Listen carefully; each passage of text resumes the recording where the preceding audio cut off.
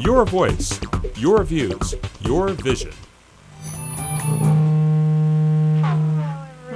Welcome to Open Friday, the one and only talk show bringing the best events of the Bronx, New York, and the world straight to you. I'm Rina Valentin, your host in Café con Leche, live every Friday morning. And here's a taste of what's to come in today's show.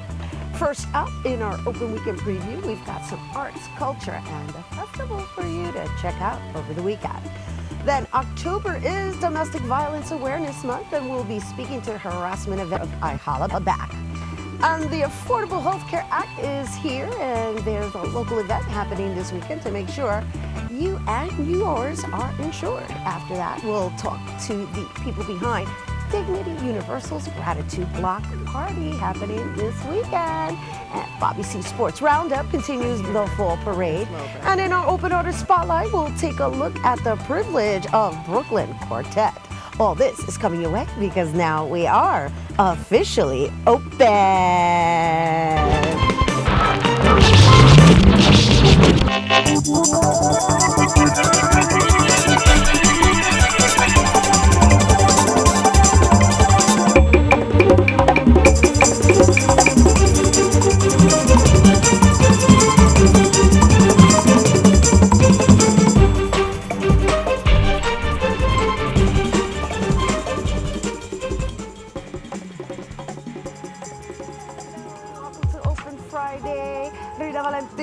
Your Café y Leche, your host, Y Café con Leche, that's right, for the next hour.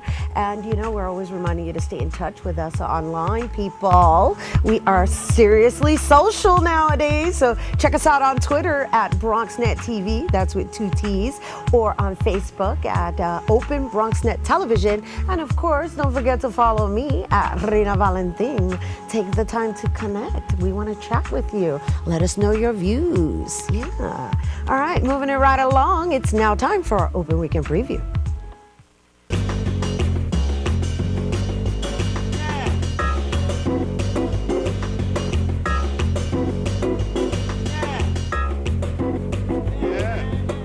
First up, the first annual International Music Festival. Yeah, come out to be entertained by great music and a great community. That is happening this Sunday, October 6th from 10 a.m. to 6 p.m. at Pelham Parkway North in Learning Avenue in the Bronx. Next, it's Plátanos, Collard Greens, and Cayalu. The Fun Creative Play is on stage at the Baruch Performing Arts Center located at 55 Lexington Avenue between 25th and Lexington. And show dates are Saturday, October 12th and 26th at 4 p.m. and 8 p.m. For more information, you can go to theatermedia.com or you can call 646-522-4348. And last but not least, it's Shanghai Ballet, the Butterfly Lovers, happening Sunday, October 13th at 4 p.m. at the Lehman Center for the Performing Arts. The Lehman Center is located on the campus of Lehman College at 250 Bedford Park Boulevard in the Bronx. And for more information about the ballet, you can check out lehmancenter.org. And that is our Open Weekend Preview. So be sure to check out some of those events happening in a neighborhood near you. All right, so now let's check out the latest chapter with our favorite animated guest, my BAF, Gail. Hello, darling. What's happening? Hey there, Rena. How are you today? Gail? Hi. Hi. How are you today? Good. I was wondering where you are. I'm right here, girl. Yeah. So when I say the latest chapter, you know, we're all in development for this lovely 5K that we're participating with Van Cortlandt Park. So how's that coming along for you? Me? Yeah, how's that coming? I mean, I know you're going to be running. So we were talking about you were training and you're getting over some injuries. How's that coming for you? You know, at this point, I'm kind of just breaking through everything and kind of doing a mind over matter. I am concluding that I've reached a place right now that I need to add additional vitamin supplements to my development because I'm tired a lot. I'm very tired. You're tired? You have a really hard day, don't you? Yeah, well, you know, the thing is that when you start, when you put your mindset into physical development, it on the level in which I'm doing it now, it's part of my everyday. And the idea behind the whole Rena Gets Lean campaign was to incorporate it into my everyday and not just do it for the sake of doing it during a certain time span. And since this 5K is coming, it's a great opportunity for me to actually recondition my mind, my body into developing to the scale of running the New York City Marathon next year, which I told you I'm actually going to aim for. That's a wonderful goal. You know, I have a question about your workouts. Do you do the same workout all the time? Like when you're training for this 5K, do you do the same workout? Well, now what I've done is because of the injuries and because of my age, even though I live in denial. All right. I actually I incorporate like a soothing form of working out, which of course would be yoga and swimming. And so I'm alternating the yoga, the jogging, and the swimming. And now I have a cross trainer who's come into my life. Well, he's actually been in my life, but now that he knows I'm training for the 5K, he's like, oh, well, you can't just jog it. You have to do sprints and extensions and so forth. So That's great, because he's absolutely right. You really can't stay stagnant on one workout. You have to be able to, confuse your muscles is what they say. Right. You have to confuse your muscles and challenge yourself with different workouts. This way your body doesn't reach that plateau. And we all know what that plateau is like, where you just get to this place where nothing's changing, you're not developing, you're not getting any better, you may be getting slightly worse, and you have to be able to take that extra step, go that extra mile, or maybe just go a little faster. yeah, I know. Yay. So that's good. So your trainer will help you do that. You don't sound very enthused. Yeah, I there, know. Rita. You see the enthusiasm in my face. I'm like, yeah, yeah, faster, higher, sprints, more. Sprints are great, though. I know. I mean, your daughter's growing up pretty quick. You got to run after her, don't you? Yes. Point made, point taken. Yeah, no, you're right.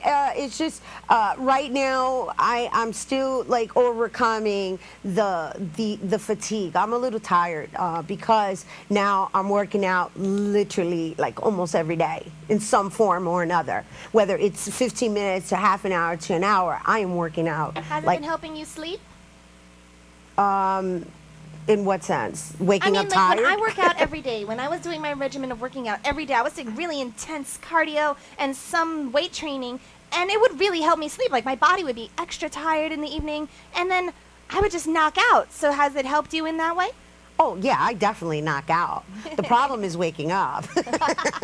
That's the problem I'm having. You're yeah. gonna have to get you a rooster. A rooster? Yeah. On your phone. Mamita, I'm in New York. No. I live in New York so that I don't have to listen to the roosters in Puerto Rico. But thank you for the suggestion. When I'm ready to like wake up at 6 o'clock in the morning, then I'll relocate. How about we have Charm come in and she can, Ma. No? Yeah, you know what? You're so on point because that's exactly what she does. That is my alarm clock. Mommy. Yeah, at 6 o'clock in the morning. So there goes my rooster. Oh.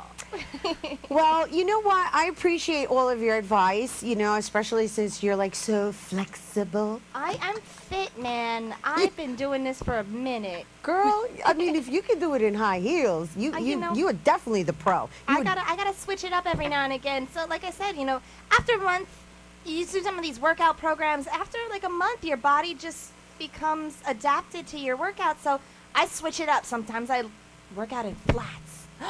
You work out in flats? Don't tell. Shh.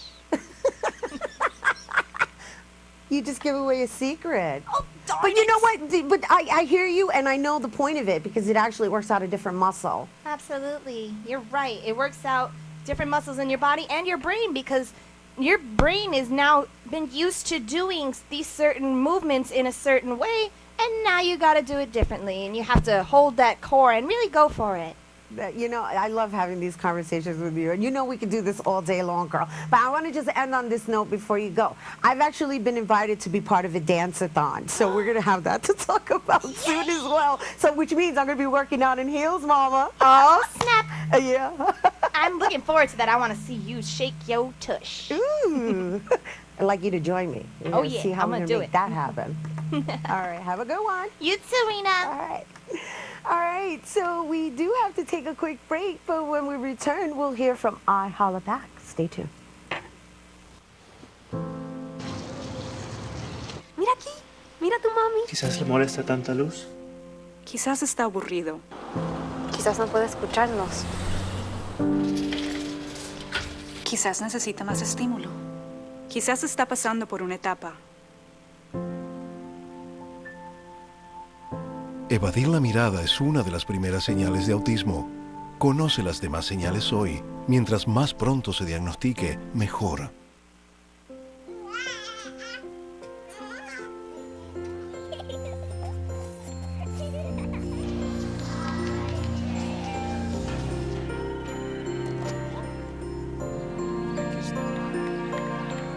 Una vida a plena medida en asientos empieza con los asientos adecuados en la infancia.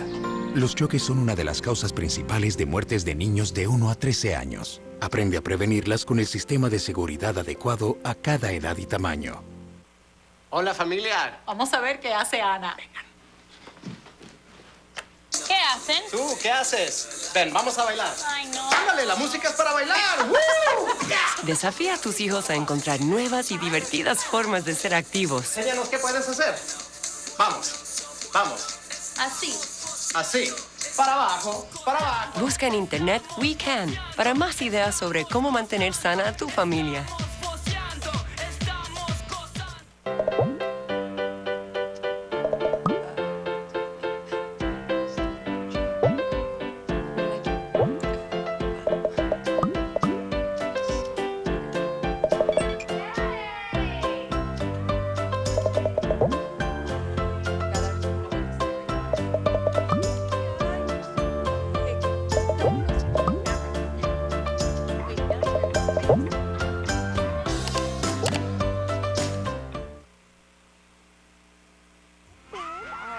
Next guest is known as the Harassment Avenger, having founded I Holla Back, an organization that uses technology to rid the world of street harassment, that is, one woman's story at a time. Please welcome via Skype, co-founder and executive director of Holla Back, Emily May. Hello, Emily, and thank you for being with us. Thank you so much for having me. Yes, all right. So let's begin with how you actually had an experience many years ago and made it into this movement. Yeah, absolutely. You know, I moved to New York City when I was 18 years old from suburban Richmond, Virginia, and was immediately just overwhelmed by an onslaught of harassment. Everything from, you know, verbal harassment, like, hey, baby, I want to hit that, or I want to bleep you in your bleep. And it happened to me 2, 3, sometimes 4 times a day. And for those first 6 years, I just kept walking. And then in 2005, we heard the brave story of a woman named Tal Nguyen, who some of you may remember. She was riding the train when a man sat down across from her and started to publicly masturbate. And Tal took his picture with her cell phone camera with the intent of giving it to the police. But when she did, they ignored her. So Tal took that photo, put it on Flickr. It quickly went viral, made it to the front cover of the New York Daily News, and inspired us to start Holla Back, a blog where anyone has the opportunity to share their story as a way of bringing awareness to street harassment, and also, you know, showing legislators and employers and schools that this issue really matters. You know, it's really interesting because street harassment, you know, it's some people find it like complimentary, right? And then there's a fine line, right? Well, of course, masturbating on the train. Not harassment. Say that again? If it's a compliment, it's certainly not harassment. You know, harassment, I think people know, you know, when a comment is meant as a compliment and when it's meant as, you know, harassment. Harassment's really intended to intimidate you or make you feel less than or powerless in that situation. And those are really the behaviors that we're targeting. Yeah, no, it's great. I just wanted to make sure that everybody's clear that, you know, there's a fine line. Obviously, somebody masturbating on the train in front of you is not a compliment, right? Not a compliment. At all. And, you know, what you've done is phenomenal. I mean, you are worldwide. Can you share some of the locations where you have sites now? Oh, yeah, absolutely. You know, we started here in New York City, and the demand for this worldwide was just tremendous. Now we're in 65 cities in 22 countries in 12 different languages, and places like Buenos Aires or Mumbai, India. or Brussels or Ottawa, Canada. This movement has just really spread quickly around the world, and we're so excited to be in the middle of it here in New York. It's a wonderful thing, and just the different languages. How are you able to translate, I guess, the different cultures, the different levels of what one considers harassment versus, culture and people's upbringings? That's really an interesting dynamic right there. It is, and that's a great question. When we started Hollaback, we were like, we can only speak to our own experiences here in New York, and our own experiences are even limited by the fact that there's just us, right? Right. And we really felt uncomfortable saying this is, what harassment is in India, much less saying what, harassment is in Buenos Aires or South Africa. And so, we thought, we need to find local leaders on the ground to really lead this movement. And so our trained local leaders, and there's over 300 of them around the world, Nice. they Bravo. are You get a the clap ones for that that. define what the problem is in their communities, Right. and also what the solutions are. Because, as much as we similarly understand that harassment is designed to intimidate you, the solutions may be very, very different. Some cultures endorse criminalizing verbal harassment, other cultures don't. Some cultures want women-only trains, others don't. So, it really is about having that global conversation, but ultimately letting the people on the ground be the ones to make the call. I visited the site and I saw that, there's this sense of like calling people out on video. Obviously, that's the idea is that, I no longer hear you. I don't know if you're talking to me, but I don't hear you. Oh, you can't hear me? I'm sorry. Can you hear me now? Can you hear me? Yikes. Oh, this is such a wonderful conversation that we're talking about regarding, street harassment worldwide, that is. And just in going back to the topic at hand, in using technology to actually just call people out and kind of like minimize the street harassment, and also, bring into light that, there's a fine line between complimenting a person and harassing a person. And the fact that Emily has actually made this her life purpose in actually creating an organization that has gone worldwide and, is out to basically stop the violence against women, because it's a form of violence. Absolutely. And it's really, I think it's important to recognize that this is really just about respect. We want people to be able to be who they are when they walk down the street, whether that's, a woman, a person of color, somebody who's a lesbian or gay or bisexual, or whether that's happy or sad, whether that's, goth or preppy. We want people to be who they are. And this is ultimately about treating everyone with respect. So before we go, what would you like to share with our viewers regarding your website and your blog? Because it's actually interactive. Absolutely. What I want to share is that you can share your story at nyc.ihollaback.org of harassment, but we also have these free iPhone Android apps here in New York City now, where you can opt in when you share your story to also telling your story to the council member in the district in which you were harassed. And it maps those instances and gets them right in there directly to that council member. And what we're hoping people will do is to really share those stories, and then we're going to use those information and those stories to press council members to invest in education in schools, to invest in more research on this issue, and to invest in things like public service announcements, so that as a city we can say street harassment's not okay here in New York City. Wow. Thank you. This is awesome. And it starts with one person at a time. You've gone global, and of course, it's all shifting the mind. Thank you so much for being with us, Emily. Thank you so much. Take care. All right. Once again, thanks to Emily May for the worldwide initiative she has taken on with iHollaback. And for more on how to tell your own story, check out ihollaback.org. We'll be right back with Councilwoman Annabelle Palmer after this.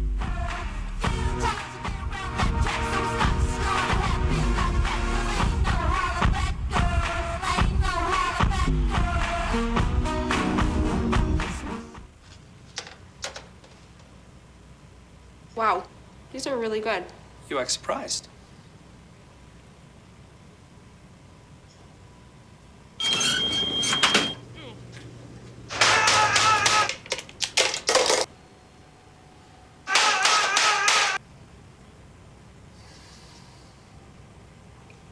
Practice makes perfect. You don't have to be perfect to be a perfect parent. There are thousands of teens in foster care who don't need perfection. They need you. All right, give me a spot. You know my motto, safety first. They could be dangerous. I think we should call animal control. Animal control? To be safe. Don't worry. Just I got this. It's a new motto. You don't have to be perfect to be a perfect parent. There are thousands of teens in foster care who don't need perfection. They need you. Look at me. Hey. Raymond, look at Mommy. Maybe the light hurts his eyes. Maybe she's just not hungry. Maybe he can't hear us. Maybe we're not stimulating him enough. Maybe it's a phase.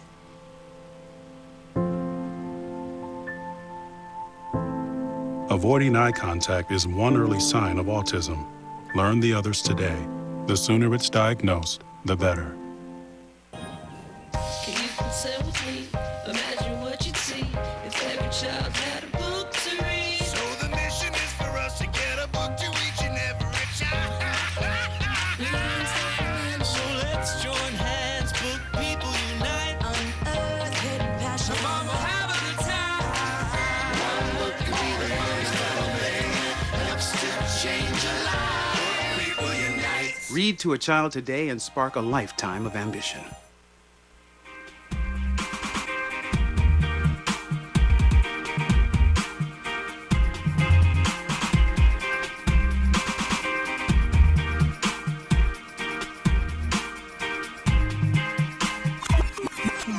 Welcome back to Open as I tip my hat to Mr. VinceBracey.com, and thanks for staying with us.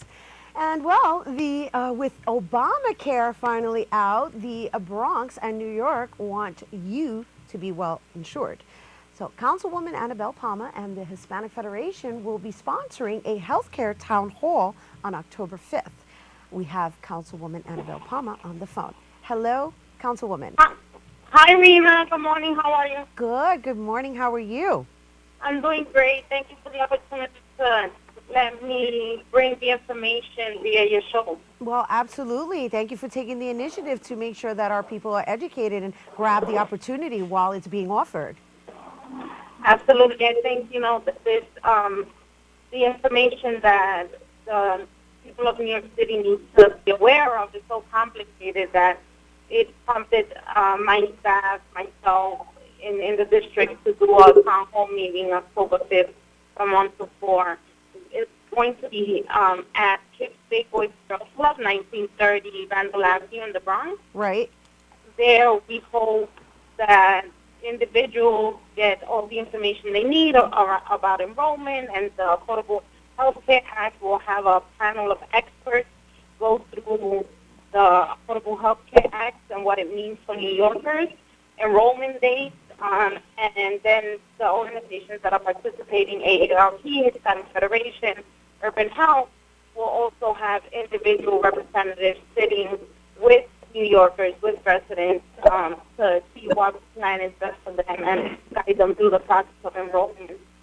And so just to give people a little insight about the Obamacare and the actual Affordable Health Care Act, there's actually a deadline, right? There's an opening time and a deadline in which people actually have the opportunity to apply for this for next year, right?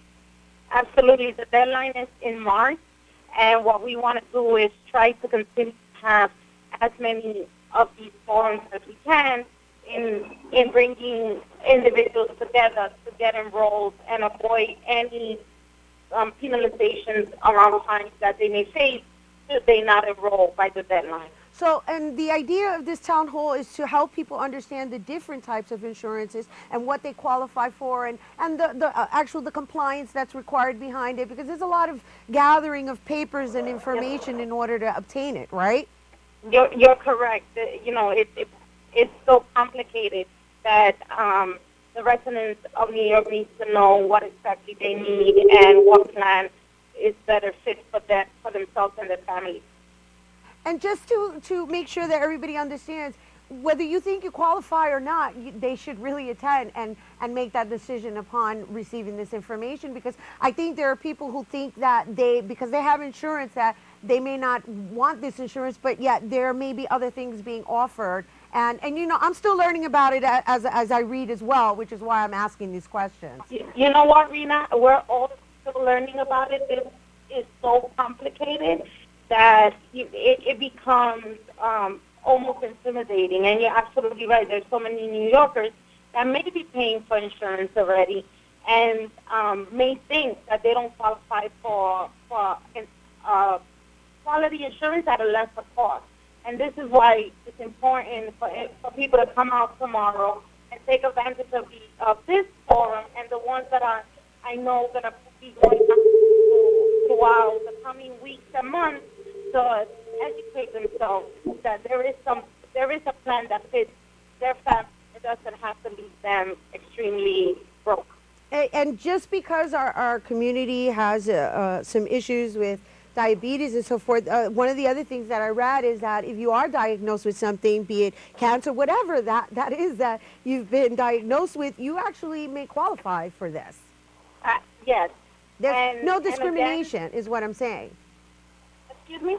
That there's no discrimination. So I'm just trying to make sure that nobody hesitates in actually attending, you know? Not at all. This doesn't, you know, the Affordable Health Care Act acts as a tool to make sure that New Yorkers and Americans have coverage despite them having an illness, which I think is a key point because we know that a lot of our residents are suffering from illnesses, and there's no insurance wants to pick them up. So I think this is a great opportunity for them to come out, learn what coverage is best for them, and enroll in a plan that's going to help them manage their illness.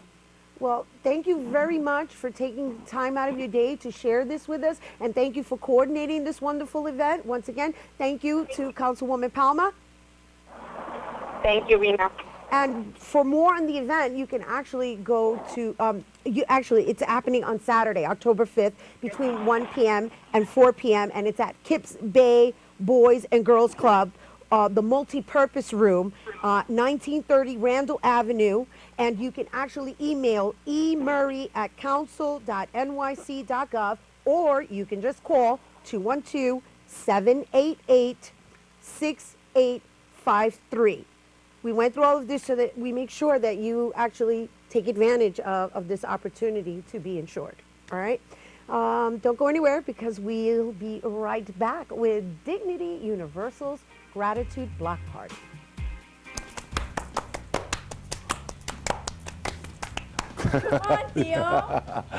Hi, I'm Ruben Diaz Jr. I'm not just the Bronx Borough President, but I'm a father and an uncle. I can't emphasize enough how important it is for men and fathers to be a part of their children's lives. Let me talk to you about a program that's come out of my office, the Bronx Fathers Taking Action Committee, which is a committee of Bronx fathers and men formed to help uplift the institution of fatherhood while responsibly respecting the privilege of being a dad. Our mission statement is to engage, empower, educate, and encourage fathers, grandfathers, and uncles of all ages by providing them with the resources and help that they need in order to build new relationships with the leaders in our community. Ultimately, this initiative will help reinforce Bronx men as positive role models. So, I just want to take the time out to encourage fathers, grandfathers, uncles, men of all corners of the Bronx to take an important role in the lives of the children in your family and in our community, and also to get involved in this uplifting committee. Good job, Theo. Thank you. Let's start it again, Theo. All right.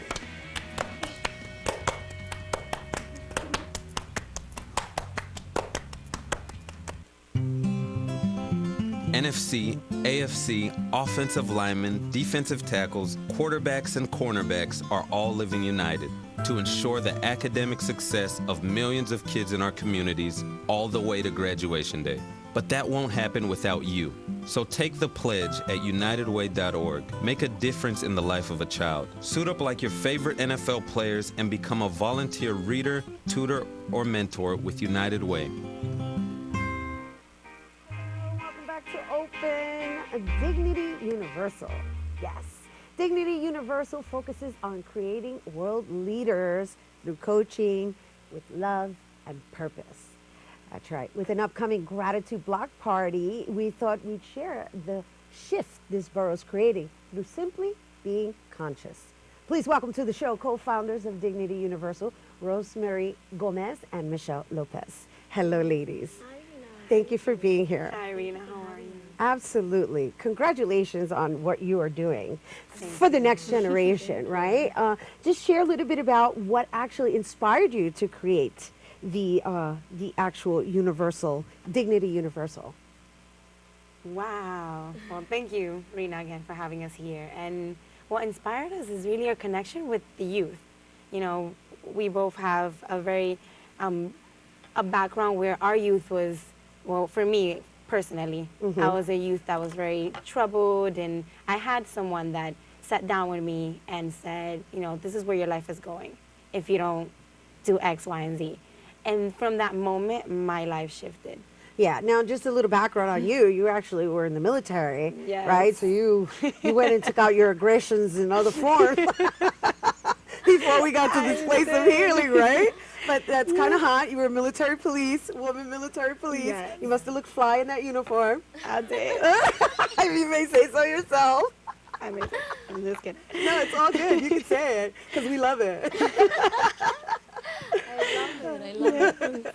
So, yes. Like Rosemary was saying, first of all, thank you for having us here. You have such an Absolutely. amazing team. It's very serviceful and so on purpose.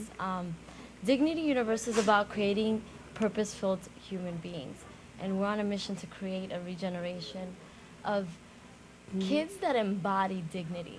And when we think of dignity, we're like, what is that, right? It's people honoring who they are, their values, their vision. And what brought us together was this vision of changing the world, creating a shift that will be about leaders leading with dignity. And having voice. Yes. We believe these kids have a lot of solutions that we're not even aware of. Right. No. It's interesting because the team that you put together is multicultural, Yes. which I found very interesting. If you could just share who your partners are, because they're from different parts of the world. Yes, they are, and they're amazing. It's 4 visionaries, myself and Rosemary, which are from Dominican Republic, and John and JD. John is from Greece, so he's this Greek freedom fighter. He's all heart and all about balance and family. And then we have Joydev Mitra, who's from India and is all about service. He's just this visionary about service and love and really being in service to humanity. And so within Dignity Universal, right? Yes. Did I say it right? It's Yes. Dignity Universal, not Yes. Universal Dignity. It's a beautiful name. It's a beautiful name. And then you have divisions inside of it where you actually talk to certain generations or do certain topics. So you actually work with the youth primarily, right? Yes. So how were you able, first of all, how long has this been in development? So it was established on the Day of Love, February 14th. Nice. This year. Nice. This year? This Oh my year. goodness. And you guys just It's been going so Yes. fast. Ugh. It's, I mean, respecting everyone's belief, God has really been the head and the helm of Dignity Universal. Well, it's with purpose to, shift the mindset of the next generation. Yes. Right? Yes. Yes. So let me tell you a little bit about the program. Creating World Leaders is a 16-week journey, and the kids come together on the first part, Creating World Leaders Basic. They discover their purpose, what they're about, what do they want to contribute to the world. And then they go into the Love Out Loud movement, which is a 12-week leadership program that they meet once a week. In the last 4 weeks, they create their World Leaders Project. And right now we have kids, this group that just embarked on their Creating World Leaders Project, and they're creating an anti-bullying short film.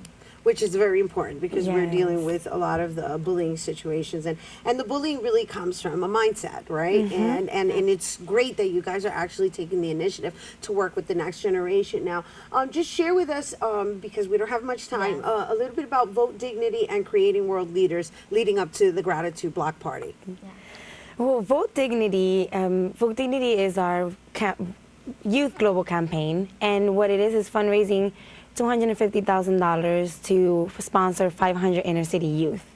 And the purpose of Vote Dignity itself is to give them their power and their freedom to vote and have a choice in Right. what. And have a voice. Yes. Right. And so creating world leaders.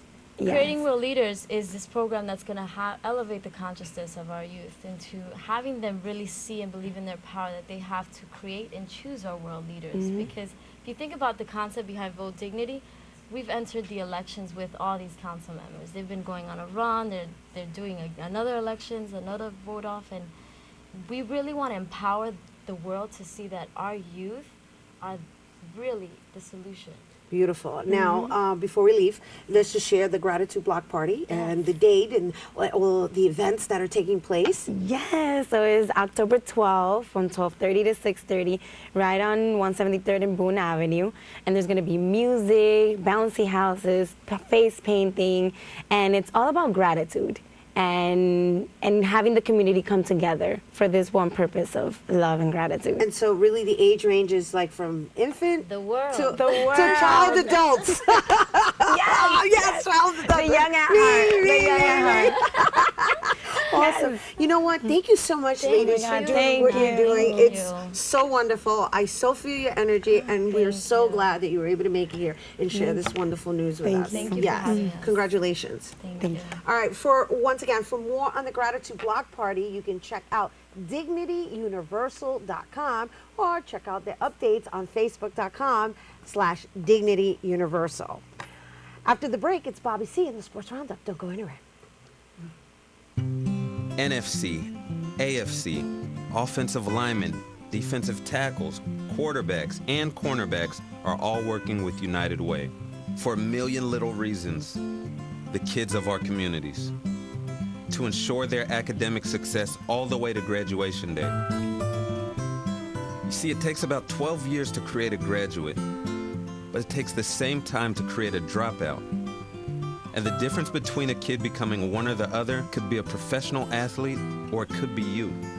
Studies showed the earlier we get to kids, the better their chances. So become a United Way volunteer reader, tutor, or mentor, and make a difference in the life of a child, for the life of that child. Give. Advocate. Volunteer. Live united. Join your favorite NFL players. Take the pledge. Go to unitedway.org.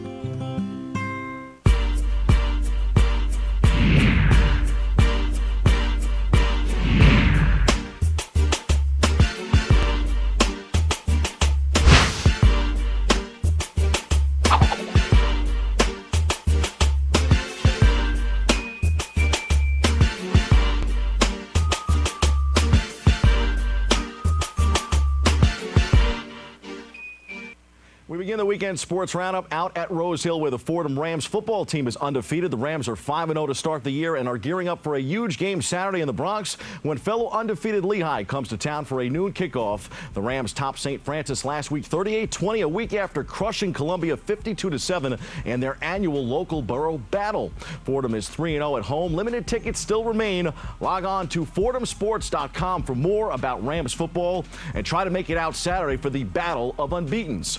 While Fordham is undefeated, the New York Football Giants are still searching for their first win. The G-men struggled again last weekend in Kansas City and are now 0-4. This Sunday, our Bronx-State cameras will be rolling at MetLife as Big Blue tries to snap its losing streak in a key NFC East matchup with the Philadelphia Eagles, a team that started strong but has also seen its share of struggles of late. 1 p.m. kickoff on tap for Sunday. Giants head coach Tom Coughlin said this week that the team knows it's time to win.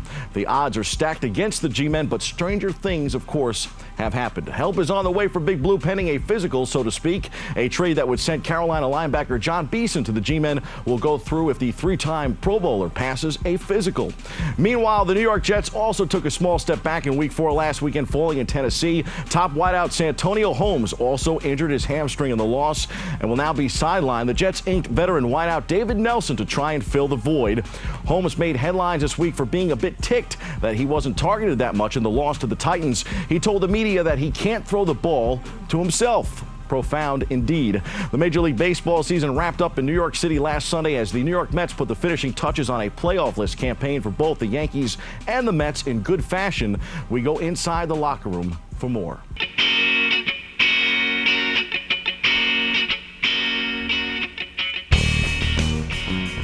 Maybe the baseball gods were smiling down on the New York Mets Sunday as a difficult baseball season in Flushing came to a close on a high note.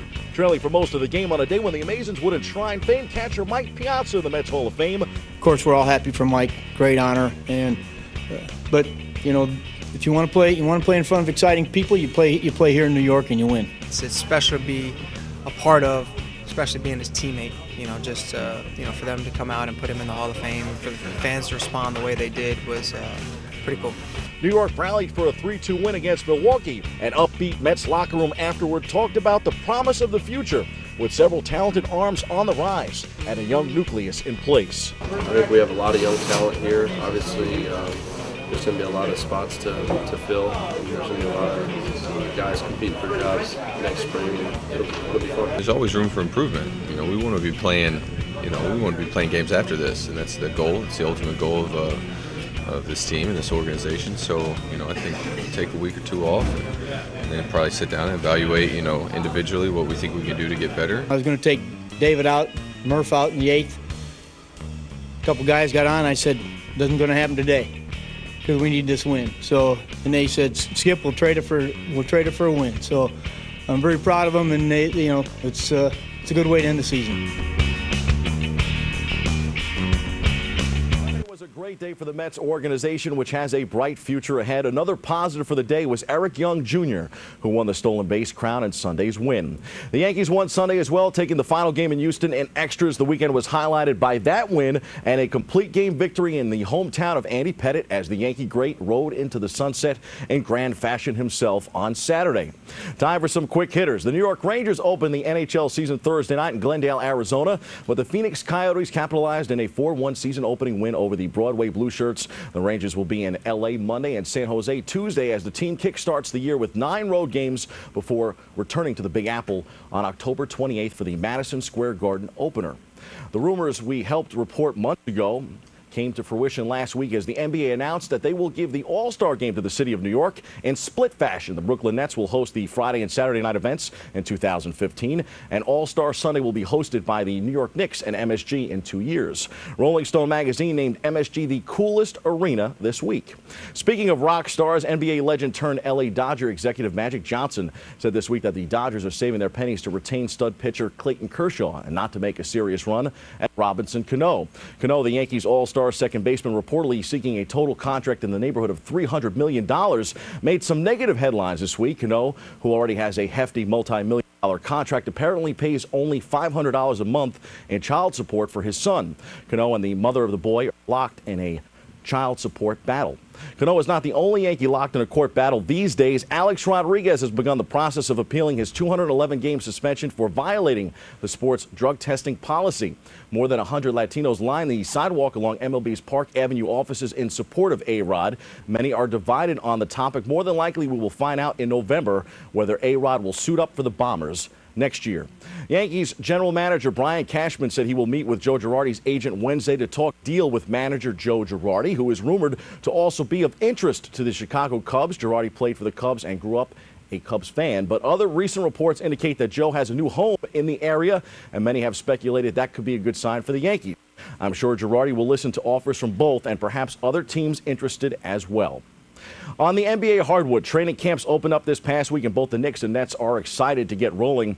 Meta World Peace, the basketball artist formerly known as Ron Artest, says intelligence, not physicality, will see the Knicks win their first title since 1973. Out in the BK, Paul Pierce and Joe Johnson, former teammates in Boston, are excited to be reunited. Great article on the duo on ESPNNewYork.com. Those are the headlines. We hit the C-list for the comment of the week in the sports world.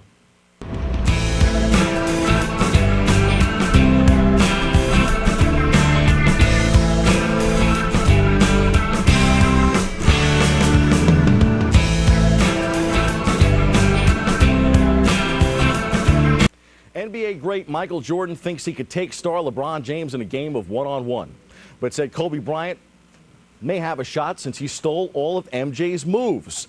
In my lifetime, there has been no one better than Michael Jordan, but as I've said in the past, LeBron has a fair ways to go, and lately he's been pretty darn good. I say we wait a few more years for comparisons, but I guess if I had to take LeBron or MJ at the top of their games in a game of one-on-one, I'd go Jordan. After all, everyone wants to be like Mike. What do you think? Hit me up on Twitter at The Voice Bobby C and share your thoughts. MJ or LeBron? That is the question. That's all the time we have for today on the sports side, but stay with us. More Open is coming up right after this.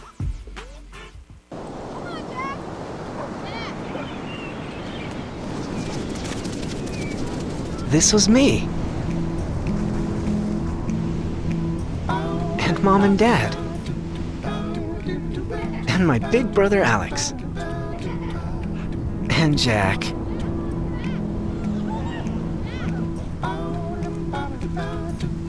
And this was the day that I learned that sandals get their name from sand.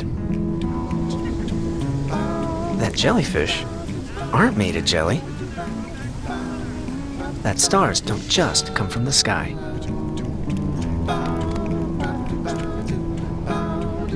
That the ocean is bigger than all of us. This is the day we all got to forget that I was sick. And it changed everything. This was my wish. Hello and welcome back to Open. It's now time for our Open Artist Spotlight. Open Artist Spotlight is made possible in part with public funds from the Bronx Council on the Arts through the New York State Council on the Arts Decentralization Program. Our Open Artist was here last year to discuss the show Broke Wide Open, a one-man show detailing his life from his days as an adopted kid to triumphs and tribulations in life events. And now he's back to give us a little taste of Brooklyn Quartet. Let's give it up for Rock Wilk!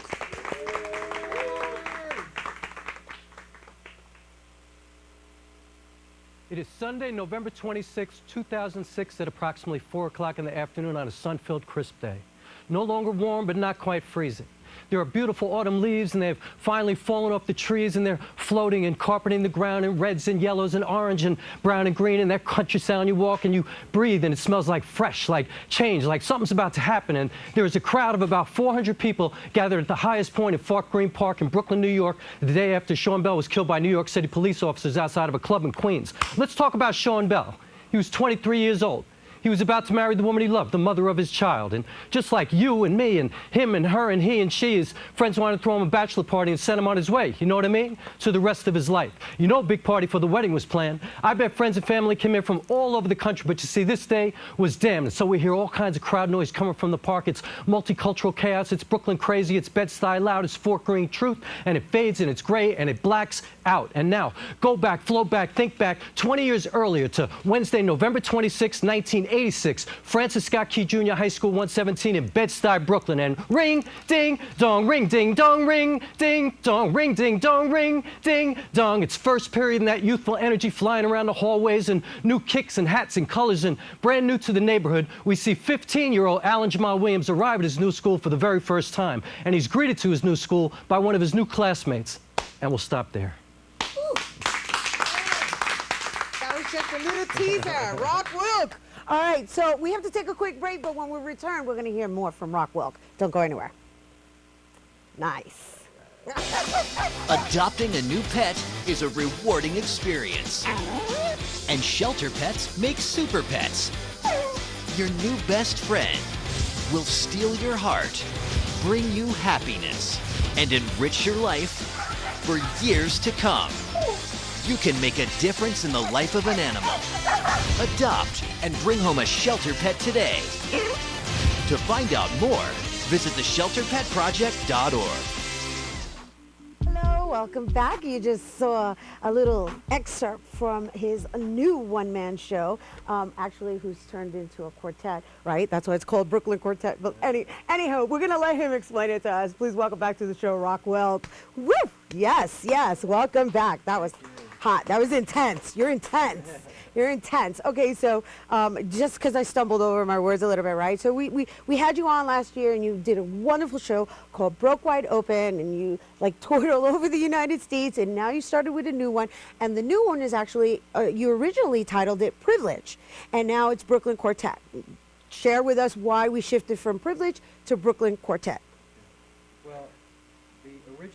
Well, the show was inspired by a piece that I had written about Sean Bell in 2006 after he got shot by the police. And I wrote it because I had run into a friend of mine the night after he'd gotten shot. And it's a very long story, but I'll make it short by saying that his little brother, when I found out about what happened, this little kid who was 11 years old said to me, "Oh, don't worry, Rock, you're cool. You know, you're safe." And I was like, "What are you talking about? I'm safe." He's like, "Well, you're white. You couldn't get shot 50 times if you tried." And I was like, damn. Wow. That is so true. Like, I walk around much safer than you or so many people, so many of my friends. And so I wrote a piece about white privilege, you know, my privilege. And so that's what this play was based on. But you know, as I've been touring it all over the country, doing readings, you know, doing a lot of research to develop it, and I realized that the show is really a love story about these 3 kids that grow up together in Brooklyn. It's just really about their lives, so it shows privilege, because one of the kids is white, one of the kids is black, 2 boys, and then there's a Latina girl. And so it's a story about their trials and tribulations just because of the way that they look, you know, how life treats each of them completely differently. How interesting. You know what's really interesting about your process that I really appreciate is the fact that you actually tour it and you incorporate other people's voices. You do a lot of Q&As, you go to different parts of the United States, and apparently you're doing the same thing with this one. Yeah. Well, I like to, you know, I feel like when you leave your community, you get real feedback, you know, and especially a show like this where I'm representing people who I'm not, who I could not possibly know what it feels like to be a young black kid and a Latina girl. I like to get feedback, but I like to get it from different regions too, because it's kind of a regional story. It happens in Bed-Stuy. So, you know, the more feedback I get, the better. So it's kind of like a collaborative process for me, and that's the way I like to work. So, all right, so you jumped from Broke Wide Open, and you went from Broke Wide Open into Privilege, and we're already a year from Broke Wide Open. Where are you now with the Brooklyn Quartet? Obviously, it's renamed. It was originally Privilege. Now it's the Brooklyn Quartet. So where are you in the process? Well, I am just about finished with the script. You know, like, I've been working on it since February. I would say that I'm at a place where probably took me 4 years to get with Broke Wide Open, because that was a 7-year process. I think that it's in a place where I'm just about ready to, I'm actually developing it as a solo piece, but I'm also doing an ensemble. So I've gotten 3 other actors together, and we're going to do it as a straight play. So I'm kind of at the next place now. We're going to start to workshop it and put it out there. Oh, cool. So it's not a one-man show. No. Right. You had mentioned that you were, and of course, when you hear our quartet, right away you assume that it's a musical. There's right, no which music. it may be a musical. I don't know. I mean, it's still evolving, and you have musical background behind you. Yeah. Well, it's called Quartet because it's 4 people, and but it's not a musical. It's kind of musical in its presentation, but it's definitely not a musical. It's a straight play. You know, so I just want to know, like, what that must have been for you to go from Privilege, from Broke Wide Open, which you worked on for so many years, and then it closing, and you having to stop after this rush of developing this play and redoing it, and now jumping into a new, like, what inspired you to write about this after having done Broke Wide Open? Yeah. Well, you know, Broke Wide Open was like more than just a project for me. It was like a cathartic kind of journey, because it was really the first time I had ever dealt with my fostering and my adoption and stuff like that. And I just had to deal with a lot of stuff that I had never dealt with before, just from a personal point of view. So it was like a journey that wound up off Broadway, but it was a long journey. So actually, when it closed, I became really depressed. You know, I was like, what do I do now? You know, it was my whole life. So, you know, Broke Wide Open was like probably the most important project that I could ever work on for me. But Privilege at the time, and now Brooklyn Quartet, is really like the most important issues to me as a person. You know, racism, sexism, things like that. So I just felt like I need to write something fast to get out of this depression, and so I just jumped right into another project. Interesting. Thank you for being honest about that. Yeah. Thank you, because, you know, as an artist, you go through this withdrawal where it's like, now what? Oh, I was in a bad place. I was like, you know, I had done nothing but Broke Wide Open for 6 years. It cost me a lot, you know, in terms of, I lost a lot of things in my life, but the journey was the most incredible experience of my life that I think, you know, I could never reproduce what I went through. But I crashed pretty hard, because it was just over. You know, I accomplished everything that I wanted to accomplish, but then it was done, you know, and I was like, what do I do now? And so what you've chosen to do is bring a light into social awareness, right? Racism, but even more so just from the perspective of mind shifting, right? Which is kind of what's been the topic for today, is like shifting the minds of the next generation so that it doesn't repeat itself. Right. I mean, I think that, you know, Brooklyn Quartet is, even though it's about racism and sexism and all kinds of stuff, it's really just a love story about these kids who grow up together, and we follow them over 20 years. So I think I want it to be relatable to everybody, so that everybody looks at the story and goes, that's all of us. But then you see these things that happen, and then you're going to kind of see like, wow, that kind of happened just because of the way he looked, or the fact that she's a woman, or people, you know, people make choices because of what they think they have to do because of who they are. So I'm trying to, raise awareness of ourselves, like the choices we make, and also the compassion that we have for other people, that maybe they're certain way, they do certain things or they make certain decisions in their lives for reasons that might be deeper than we can see on the surface. Interesting. It's definitely a lot to take in.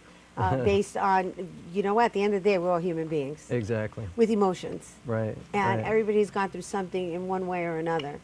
Everything's about perception. Right, perception, yeah. And so where are you doing the next reading? Well, I just put together an ensemble of great actors, so nice. Yeah, we're starting to rehearse. We're gonna do something in about 2 months. I'm not sure where yet. I'm doing readings still as a solo, because I am going to continue to develop it as a solo piece as well, because it gives me a lot of opportunity. And so right now I have nothing booked. I just finished something a couple of weeks ago at the 133rd Street Arts Center. So, you know, if you go to my website, you know, and just kind of keep in contact with me, you know, I will be promoting it as I always do, like a crazy person. And keep everybody involved. Yeah, no, I noticed your website's interactive too. So, Thank you. And that's a beautiful thing, you know, because people want to be, they want to be involved. They want to be part of the process. So it's good. I like the way you actually, I like your process. I enjoy your process. Yeah, I appreciate that, because I want it to be a collaboration. You know, I don't want to like feel like I'm putting something on people. I'd rather us do it together. And you know, and as an artist, that's like a gift to me to be able to bring everybody in as part of it. Nice, awesome. Thank you for being here Thank with us, you Rock again. Wilk, everyone. Once again, for more on Rock Wilk and his shows, you can check out brooklynquartet.com. And that is our show. We hope the level of consciousness we shared today helped you find some kind of peace in your life. Thanks to all our guests for coming through, and to you, our viewers, for tuning in. Be sure to check out the Recablecast tonight and throughout the weekend here on BronxNet 24 hours a day at bronxnet.org. Once again, I'm Karina Valentin. And from all of us here at Open, may the universe provide peace, prosperity, and love. Mwah. Adios, everybody.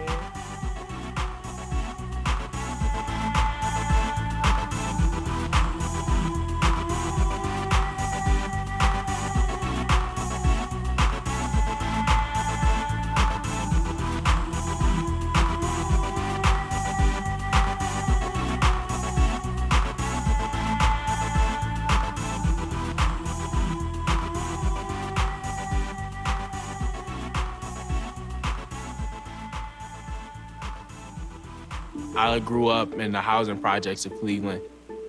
I didn't even know that life could be any better than it was. Education for me has been a way to get away from the agony of what was normal life. I want to be able to impact the community, not just look back on where I came from, but to reach back to where I came from and pull some people up with me.